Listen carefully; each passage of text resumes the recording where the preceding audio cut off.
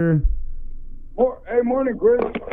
I guess just first of all, there was a lot of rapid evolution that happened over the last couple days. If we could just get your response to, man, let me just get the timeline on this. So on the double pay, we had the speaker come out with a bill that was going to give annual leave, 1 hour of annual leave. Capping the leave to 240 with the option of 120 to be paid out in a lump sum. Right. And so GFT was at the press conference. There was a big dog and pony show where they were like, we love Tina. We love the governor. And then lo and behold, like my auntie says, lo and behold, the next day. Or no, right before Tina introduced her bill, the vice speaker had introduced her bill. Right. But nobody knew about the vice speaker's bill at the press conference when asked by the media. Neither did Robert Koss. Yeah, and so I guess what had happened was the GFT had said, yeah, no, we're not really into that capping of the leave thing. And I wanted to read a statement I got from, this is a statement from Leah Mendiola, who organized the frontliner protest. And she's talking about Speaker Barnes's Heroes Bill. Though we are thankful and appreciative of the Speaker's intent on the Heroes Bill, we feel that it doesn't fully meet the terms of us frontliners. This bill is trying to replace a legal obligation for pay the frontliners already earned with only a fraction of what is owed. Perhaps they could let us understand their logic in all of this, because from our interpretation, we are afforded no more than 240 hours with 120 hours to be cashed out. Our concern is this. P-Corps 1 lasted roughly 6 weeks. At 240 hours, why are we only allotted 120 hours of cashing out? That's 3 weeks of pay. We're also concerned with why GFT's Robert Koss chose to agree to this without discussing it with the people he represents. If the nurses had been consulted about this, we would have helped the union to understand that it was saying yes to compensation for only 3 out of the last 8 weeks we worked. That really is a slap in the face. Many frontliners are upset. On one hand, the politicians are forcing us to agree to this so we don't sound ungrateful. On the other, we find it extremely unfair. We will not choose the popular way and continue to stand firm in our pursuit of fairness and accountability. Senator Talina Nelson's bill seems more in line with fairness and presents itself with a clear-cut resolution. And so, obviously, I'm sure you know, GFT pulled support of the Speaker and the governor's measure. The governor was totally blindsided. The press conference, she was like, I was totally surprised. Didn't see that coming, as the GFT pulled the ultimate swerve on Will Castro, Senator Pito Terlahi, the governor and Speaker Barnes. And then they said, we're going to go with the vice speaker's bill. And now fast forward to this morning, you have also introduced a double pay bill. But Chris, when you look at the bill that I introduced, it brings closure to exactly what the AG said on his opinion. I'm not talking about COVID. I'm talking about anything today and forward. So anything such as the COVID would be captured with this emergency, any emergency declared by the governor. It's a very simple. We don't have to, if another emergency happens, that, let's go back in and now let's compensate them. Why don't we just fix it and move forward?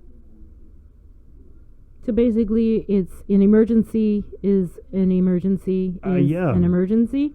Yes, seems if you remember, Sabina and Chris, I first started with the letter about the Rule 8.406. Then the AG said, only the legislature can pass a law that will justly compensate government employees. So I thought about it, and throughout the weekend we were drafting this bill. It's kind of like timing. And then all of a sudden, I know that Speaker Tina Munoz Barnes asked me if I would join her bill, and I said, no, I have a bill that I firmly believe, and as you're having it in front of you, it just fixes the problem. Because what are we going to do? Every emergency, we're going to go in there and say, well, it's an earthquake. Let's funding for an earthquake.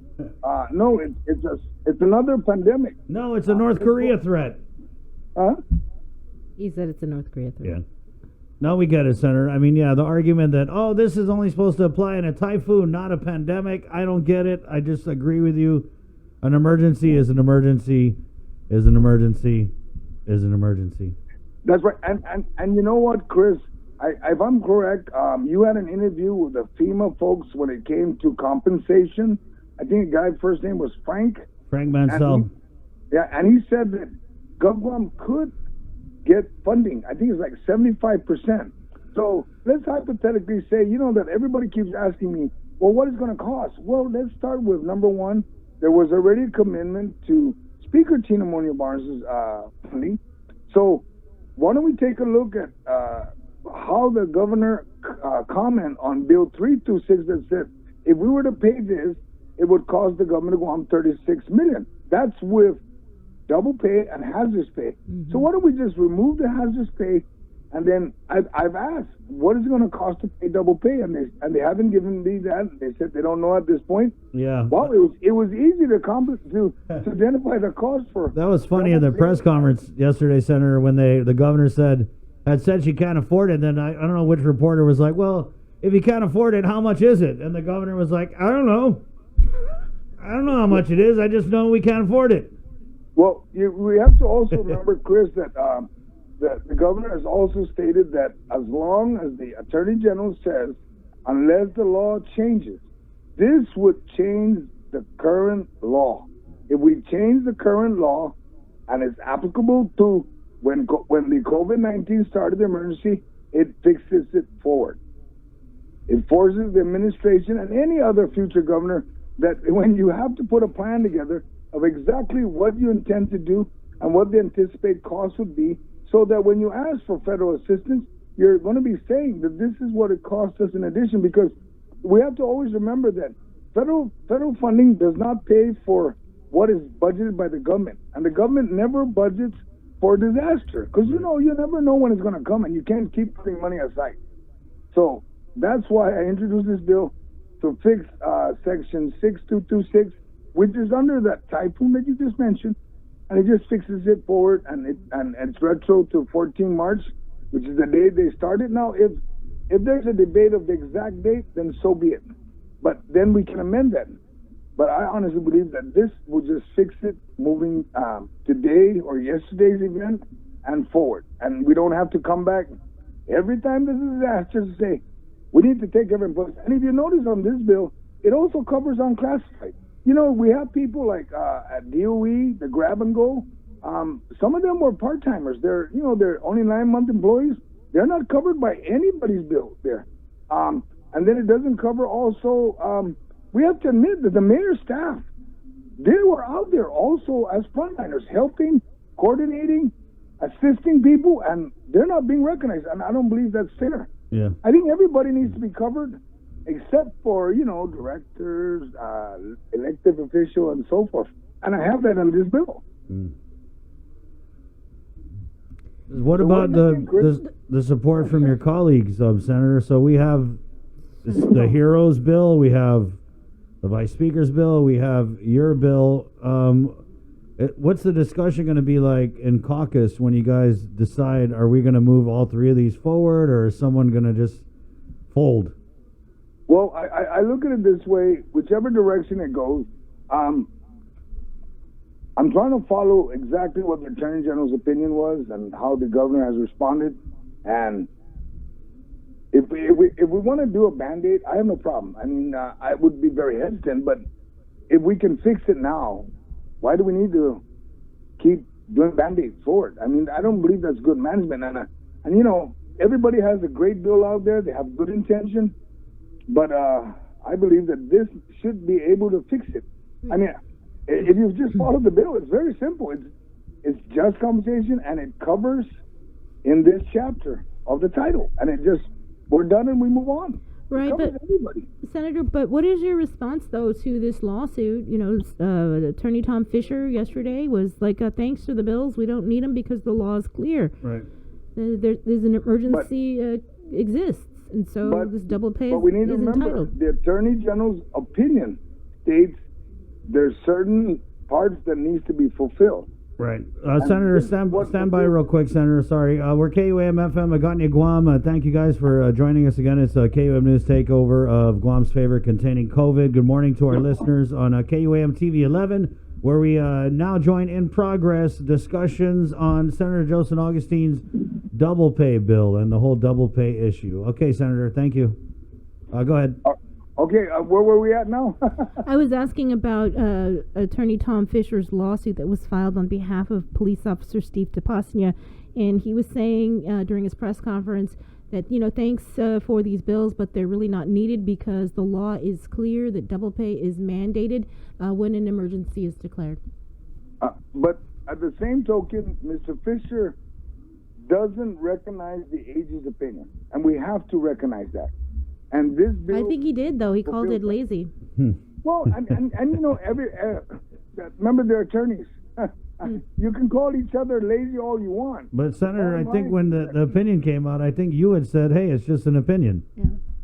Exactly. And that's why I'm saying is that I'm using his opinion. Because you remember that who would represent the government in any suit? The Attorney General. And if this bill fixes that and makes it very clear, remember I said, fix the just compensation. This bill fixes it. And if this passes, then the statement of Mr. Fisher is clear. Yes, it's in the law. You must pay it. If you remember, if you look at all the statute, remember, don't look at the rule now. I'm not looking at the rule anymore because the statute would dictate how that rule is written. It's like your Guam administrative rules and regulations. They're created for in the event that a law does not cover or does not interpret it all, okay? So this one would be very simple. It's saying you just pay them. If there's an emergency declared by the governor, so be it, move on. The rule would have to change now. 8.406 will have to be, whatever needs to be taken out, be taken out. We won't have to point at directors that you need to declare them that they're essential. No, this law states they are essential. If you call them in, they're essential. If they're staying at home, they're regular pay, and so forth. And and it covers all the bases that only statute can change. Mm-hmm. Right. But the other fix is this, and let me know what your thoughts are, is just for the governor to just pay out the double pay without having to go through lawsuits, without having to have these bills introduced. I mean, clearly, if we can have invoices and checks cut electronically for unsigned contracts and flexing your superpowers, wouldn't that apply with this situation? Well, it could, but we have to look at this forward. After this event, if there's a second wave or there's any other emergency, could she or could any other governor says, wait a minute, that may not have been legally right.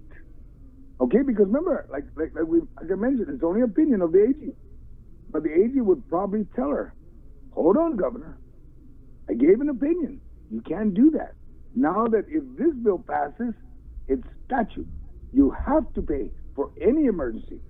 And it clears the way where, that a good example is that, the 10 and 15 and 25%.